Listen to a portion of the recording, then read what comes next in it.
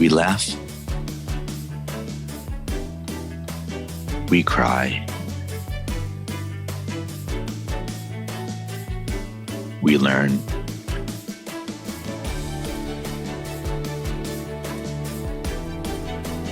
But really, what doesn't kill you makes you better at managing clients and everyone. I'm Morgan Friedman, and this is Client Horror Stories. Hello, everyone. Welcome to the latest episode of Client Horror Stories. I'm excited to have Wes Towers, who I think is my first guest ever from Australia.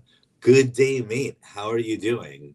Yeah, g'day, mate. Yeah, doing really well. It's a different time zone for us, but I feel very similar countries in a lot of ways. We love steak. I believe you guys are keen on the meats. That is true. And Southern Hemisphere reversed seasons compared to most other people. Yeah, probably similar weather patterns as well, I would imagine. So before we jump into the story, which I'm very excited to hear, I can't resist a good horror story. What are you drinking for your strongly suggested alcohol today? Yeah, so I've got a local brew. It's a chocolate stout, but can you see that there? Bell's Beach, which is a fairly recognised beach. If there's any surfers listening, they probably are aware of Bell's Beach. It's just down the road from here. So I thought I'd promote the local region, and I'll crack that open right now. I love it. I love a good stout. I love it keeping it local. And by the way, I'm not a beer connoisseur, but I didn't even know chocolate beers were a thing, but it sounds amazing. Yeah, I only discovered it a little while back, so maybe a month or two back, and so loved it. So they've got a brewery just next door here as well. So good to support the next door neighbor. By the way, I am winding down the night with some whiskey, but I am now using for the first time, so this is just showing off my latest acquisition, a coffee cup that says this is probably whiskey, which it actually is. I thought it'd be funny to record podcasts and TikToks, whatever, with this not so subtle message here. Yeah, that's brilliant. Yeah, I think there was a fair few getting around in COVID times with the coffee mug, the cooler mug with the alcohol in there. So to get through. Exactly, a modern version of the same.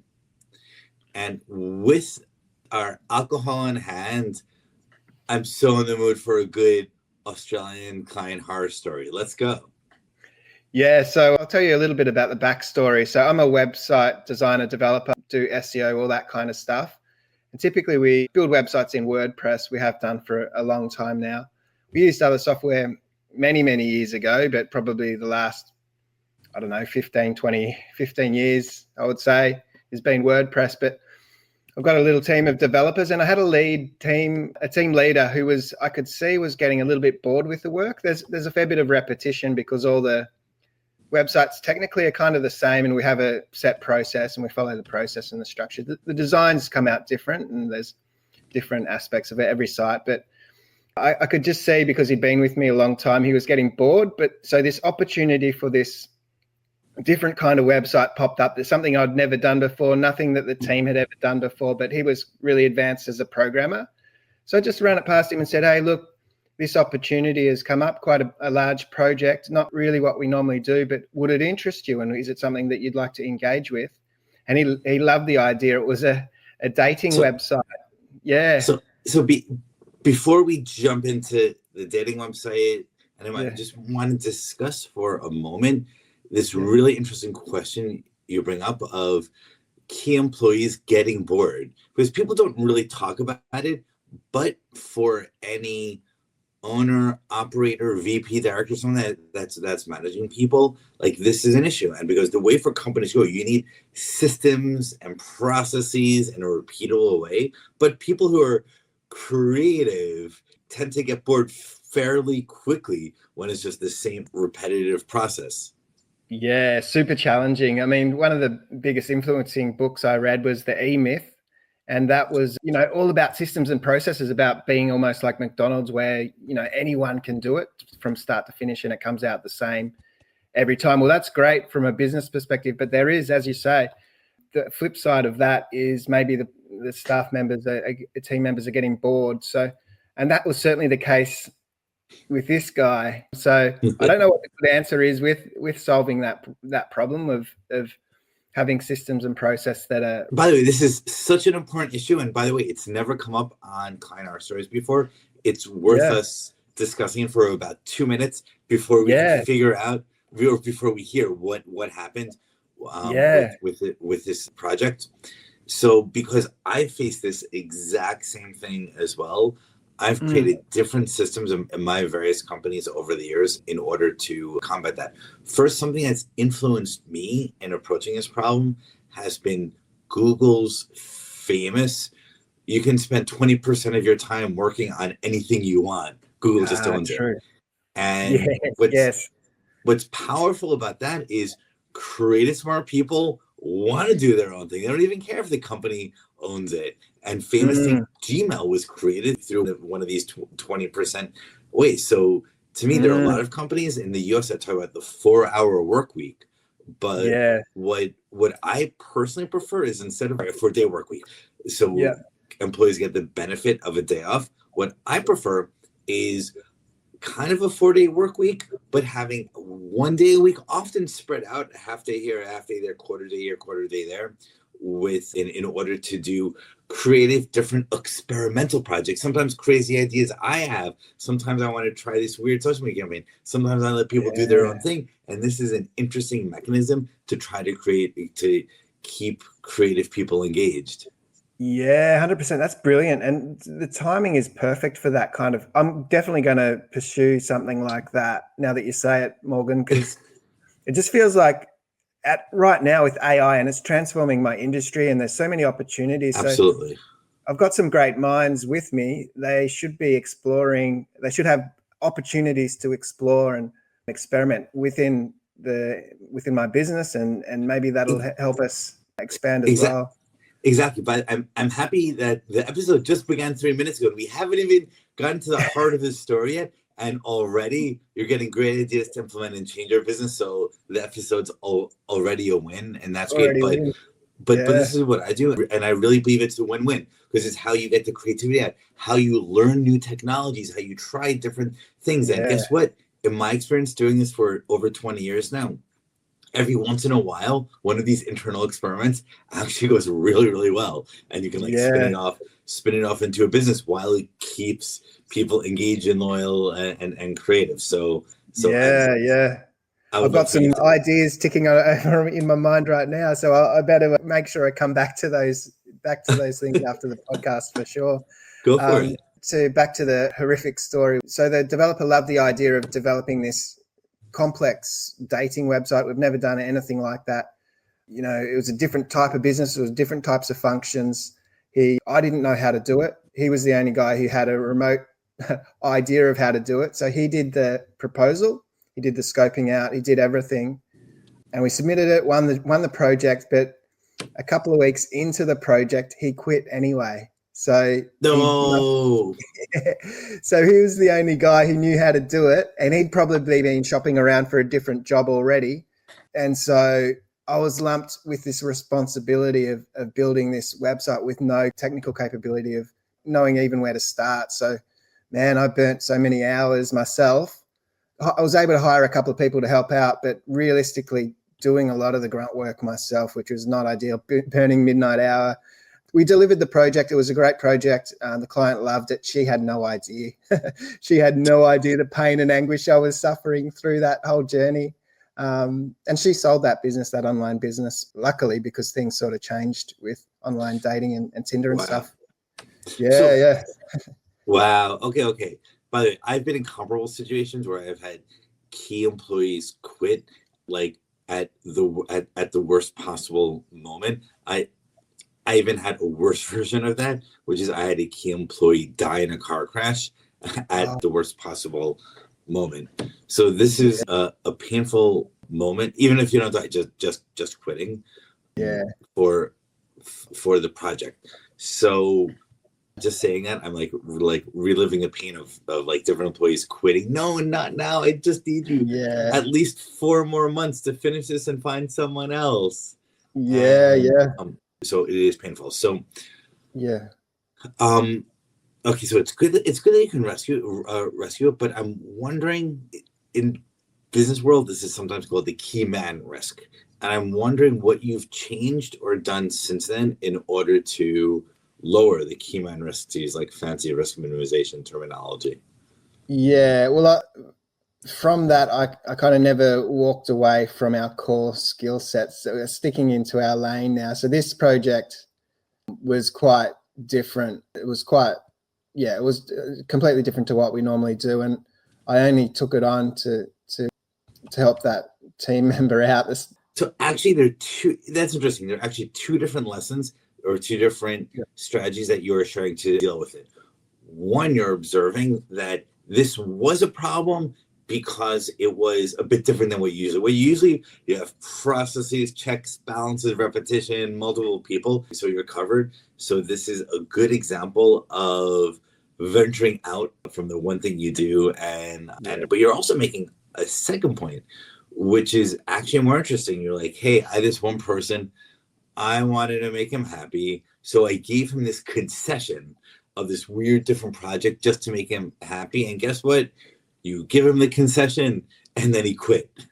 Yeah, that's right. Yeah, so lesson learned, really. Yeah, that's the dangers. I mean, probably realistically, that I should have realized the guy was probably already looking for other opportunities and having interviews and all that kind of thing. But yeah, I really liked him. I'd had him for a long time. So I suppose now we're trying new things, but not to that level. So taking on projects that still stretch the team at times. So they've got that, but they're not completely out of the scope of what we have done before. Micro improvement, differences. So I want to share a different pattern that I've noticed in my career, but you're going to see in a second. It's going to tie in to one of your broader points, which is this. It's happened to me far too many times because I've had companies with more than 100 employees. I've managed a lot of people. I'm older than I seem.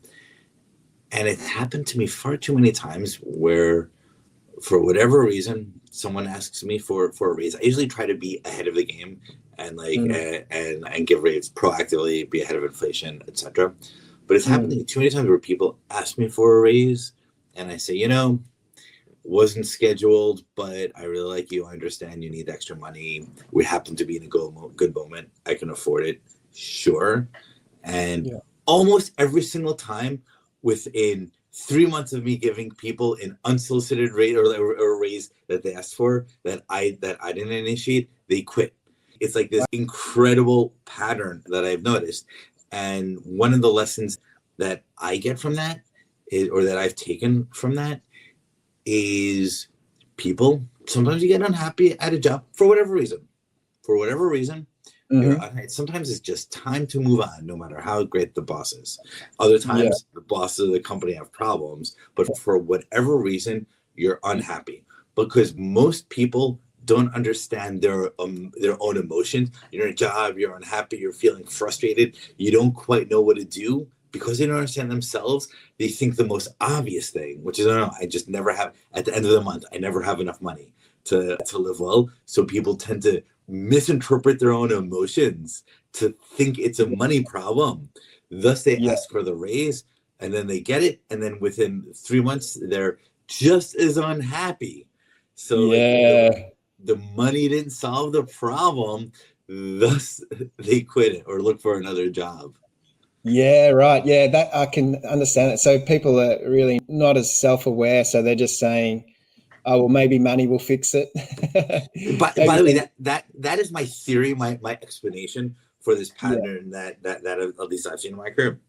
And your summary of it is just consistent with my experience of both living and being a manager and being an owner operator, which is and a marketer, which is the vast majority of humans are not self-aware.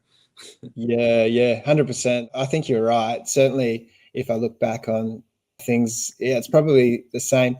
It's probably maybe the other aspect of it. Sometimes the best people are a little more assertive, so they will ask for more money, and sometimes that's a good signal that they're pushing the boundaries for their own career paths, but they're probably hopefully your best workers as well. It's always multi things going on, isn't there, with people. Dealing with people is the challenge of any business, really. It's the beauty and the challenge. It's the beauty and the challenge. I, as a New Yorker that likes to speak in an exaggerated way, it's what makes it utterly miserable. And I hate humans and I hate managing people. At the same time, it makes it this really, really interesting intellectual challenge. Saying, okay, what's really happening? What are they thinking? Let me try to model their minds and try to understand their emotions empathically. Yeah. Even in the sales process, I think, having sales meetings and so on, it's very rarely about price. That price is only coming into it when there's no other way of, thinking about a project or a proposal. So maybe that's the same thing. People just default to money when they don't know what else should be thinking about. 1,000%. 1,000%. And I would make that same point in a stronger way, which is you have a company, an institution, anything, and there's a problem. The easiest, most obvious first thing that comes to in the mind of any human is, oh no, it's a money thing. We're charging too much. We should charge less, and so on. But it actually takes self-awareness, introspection, really understanding the situation to say, okay. Actually, it's always the same thing. It's always like, no. If people were more excited, you wouldn't need to lower your price in order to attract them. How do you excite them more? And with employees, it's a very similar dynamic. If they were loving it, enjoying the work, making enough, and so on, they wouldn't be causing disasters over a 2% raise. Yeah, 100%. I think it sort of ties back to what you were saying. If we can create opportunities for team members to explore creative endeavors, you'll be able to keep the best people. They'll be enjoying their work, and occasionally there'll be a fantastic outcome. There's actually a loose idea bouncing around my mind already that I'll float with the team, particularly one guy. I won't share it here because someone will steal my idea. Maybe it'll change the world. Certainly, it'll help our business. If during the course of the podcast you feel like sharing a publicly accessible version of the idea, I'm happy to brainstorm on it with real time. With client hour stories, it's gone in wild different directions. I had a recent episode where the guy took his camera, his phone he was filming on, walked over to his grand piano and started playing while we're talking. So I'm always up for a good business brainstorm. By the way, my business instinct, however, I'll tell you, is that it's almost never the case, or never the case that people actually steal ideas. So like the value you get of talking about it and the feedback you get and the words start to make it real is much more valuable than the rest. Because here's actually how I would look at the risk.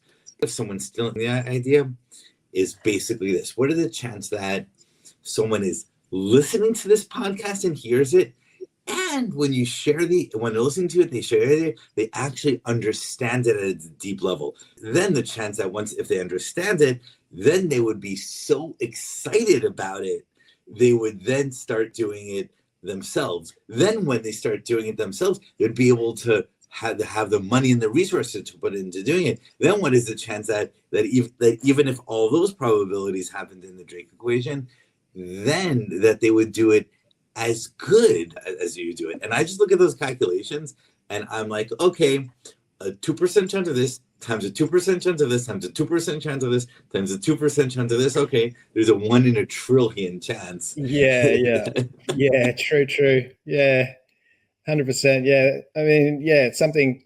Well, just really loosely, because it's just come to my mind, and it's because of a particular need. There's a website.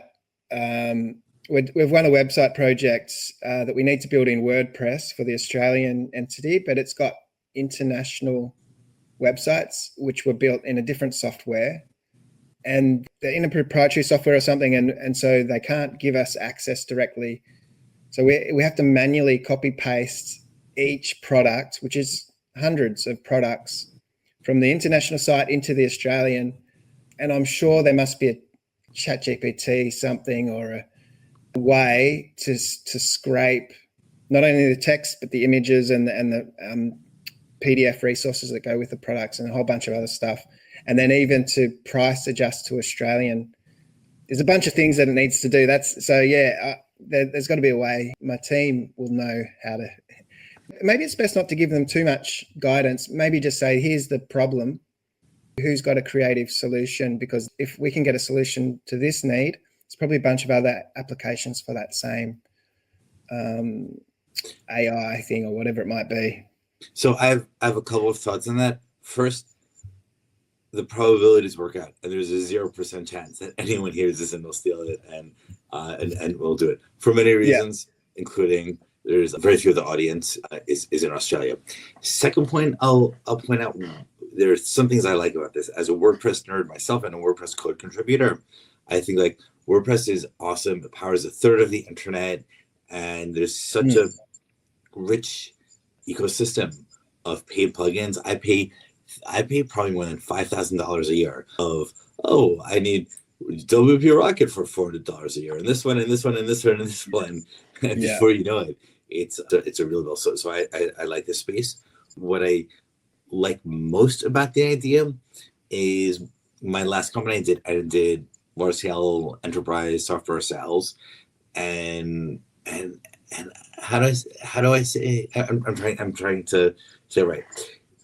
Basically, there's so much software, there's so much of enterprise sales is systems that are kind of easy and simple. Like ChatGPT could probably do it, but what everyone pays up the wazoo for isn't that simple core system. It's the 99% of the bells and whistles. No, you need granular access controls. You need this guaranteed backed up. No, it has to work in this currency in this particular way. It has to be on-prem and so even taking something as simple as just scraping the software and putting it there, like for the people who really need it. If you take this, ChatGPT can create in 5 minutes, but then you put all the wrapping around it.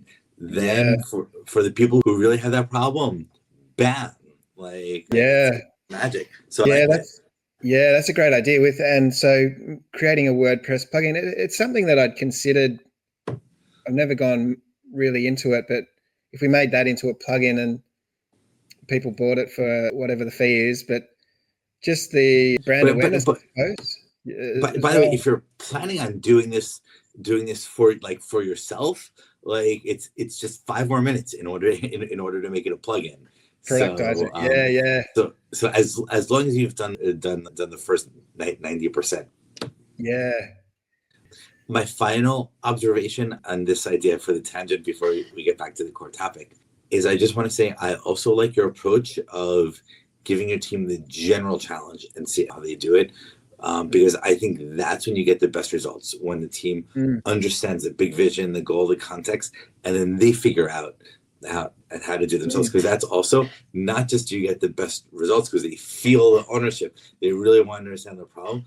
But see how we began this podcast after talking about our chocolate beer in the Australian morning of keeping people interested, which is people don't want to just fit into a process. They want to solve creative problems. And we have this creative problem of the commerce information on this site. We need it on that site. That's a creative problem. That's kind of fun to solve. Yeah. And the other reason, I like all of those reasons. The other reason too, to throw it to them for their input is I just hire people that are smarter than me in their field. So they know better than I do with creating the plugin and that sort of thing. So, trust their skills. Okay. I love this tangent. I could talk about WordPress forever. So to go back to the main story, I want to talk about what you've learned and how you've changed as a result. So we did share two important pieces of learning from this, which is one, like stay in your lane, or if you do leave it very, very carefully. Secondly, making concessions for employees is just fundamentally risky because it's likely there's a deeper issue happening. So the concession may only not help him, it can create other risks, which is actually just that last point is worth emphasizing for a second, which is everything you do creates a risk. So when you took on this project, you were thinking about the concession to the employee, but you weren't even thinking about the risk that he leaves. So it's also a good reminder that just trying this, doing these other things, everything includes an embedded risk factor. Yeah, and the other way I could have looked at it, just thinking about it now, having discussed what we've said so far, I could have, because we put all that work into building, it was a niched dating site too. So it wasn't just your general site. It was not like nothing else. But there was a need, there was a market for those sorts of niched dating sites. We could have made it a lane, because we're by that stage we'd invested so much into learning how to do it. We could have done it again so much more simply. So because I was feeling so burnt out at the time of getting to the finish line, I just wanted to see the back of it and never touch it again. But upon reflection now, I should have been wiser and thought about how I repurpose the learnings into a new field. It would have been a green pastures to explore. That is a good insight and a good learning. And there's a subtext to what you said. Like, you just threw at this point in passing, you're like, well, I didn't do it because I was feeling burned out. And burnout is real, and not like what happens all the time is you always hear talk about employees being burned out, but guess what? Management also gets burned out. And I've seen that far too much. And when you have things like this hugely stressful, huge project, new systems, new technologies, the one person that knows it quits, it's so stressful for you. You're just like in this emotional state where even if it's the best business decision to build on it, you're human. You just can't handle it. So watching and caring for your own burnout is really important. True. Yeah, absolutely. It's hard to get the balance right as a business leader, isn't it? So we're typically so driven for success. So you just throw so much at it. For me, certainly, I feel like I just throw so much at it that at times it's like, oh man, I need a break. It doesn't happen often, but every once in a while. Yeah, 1,000%. Question: tell us a bit about the employee quitting. Like, did you get angry? Was he like, or did you hate each other now? Are you now best friends? No, we didn't hate. I didn't hate him. We didn't hate each other. I mean, we've lost contact. I could look him up. I think we might be on Facebook friends. I don't know. I'm not. I last checked my Facebook account shortly after I last checked my MySpace account. Yes. That's so. What I like about your response is I feel like a younger version of me being in the situation where like I'm really dependent on one person and they freaking screw me at the worst moment. I would have blown up, been angry. Like, I would have probably never spoken to them again. Can't believe this person did this to me. So I actually think it's very mature of you that even if you've lost contact, it was like it was a very adult settlement. Yeah. Well, he'd been with me for many years at that point, so it was disappointing, but I could appreciate he had a career path to pursue. And these difficult times, you get through them. It was a few months of difficulty. It took a few months to build out, but yeah, in the long run. Which actually goes to, this might be a nice way to wrap up we began the episode by talking about strategies to keep people engaged. And I mentioned the Google 20%. Here's a different possible strategy. It's interesting. In traditional professional services firms, there was a path to partnership. So if you think about like 50 years ago, accounting firms, law firms, the Mad Men era of advertising, where people would be hired right out of college and then they would get promotion until they became one of the 30 partners, and then they have the rest of their career here. In the modern world, when this partnership model has been dying slow and silent death, and it's been replaced by the corporate model where everyone's just an employee. Sometimes there's share of equity, but you're just an employee. And the interesting thing about that is when you're just an employee, there's no path to partnership, and that puts competent and ambitious employees in a very difficult position, because without a path to partnership, like, where are you gonna go? And the answer is out. Eventually out, and people don't stick around very long at all these days, apparently. So I'm lucky to keep people quite a while. But I was at an accounting practice. They had a networking event, and that's their whole thing. All of the directors worked their way through to partnership, and they were massively successful. So to have people invested at that level, it's a real goldmine, really.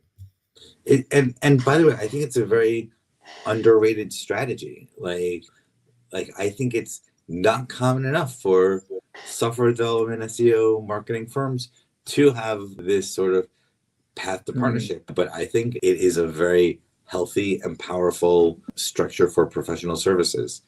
So maybe it's something else for you or any listener who is in a comfortable position to think about. Man, this has been such a good call, Morgan. There's just so many good ideas for just me. It feels like just a coaching call for me, and other people are going to listen and benefit as well. That's really cool. Well, with every client horror story episode, you never know where to go. Sometimes it goes in a coaching call direction, sometimes musical direction. I have people recite poetry. I recently had a comedian, and we're just like laughing. He was being ridiculous the entire time, and I'm happy to help. Thank you for your time, Wes. I've enjoyed the coaching, and it's been fun. And from your seed of the story, it was a simple story, but it's a simple story we've never had on the show before, or this situation had never been on the show before.